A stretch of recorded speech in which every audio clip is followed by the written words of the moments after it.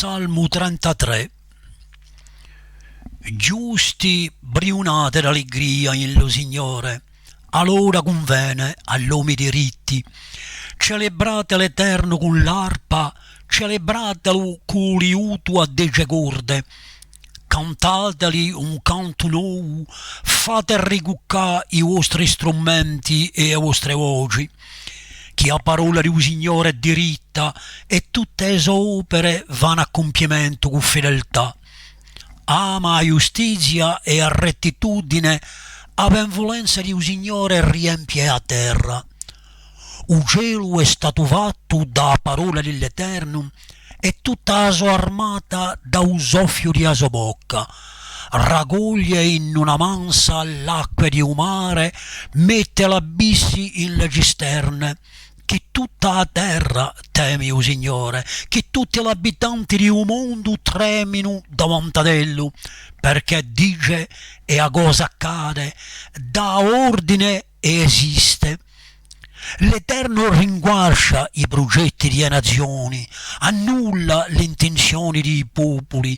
O consiglio di un Signore sussiste in eterno e i progetti di un sogore in tutte le generazioni.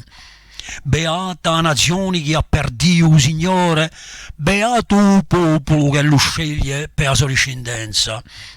O Signore guarda da quassù in cielo e vede tutti i figlioli dell'uomo.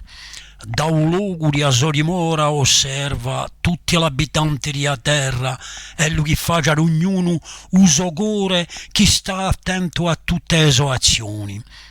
Non è mica un'armata maiò che salva un re, non è una gran forza che libereggia l'eroe. Un cavallo non è che illusione per un salvamento, e tutta la sua forza un sa dà a liberazione. Ecco l'occhio dell'Eterno è innanzi a quelli che lo temono, innanzi a quelli che sperano in la sua bontà, a fine di cacciare la sua anima dalle rinfie di morte e di farli campare in tempo di caristia. La nostra anima spera in lo Signore, che è un nostro soccorso e un nostro scudo, che un nostro cuore mette in nello la sua allegria e avemo fiducia in lo suo nome santo. Signore, che la tua grazia sia innanzi a noi come noi speriamo in te.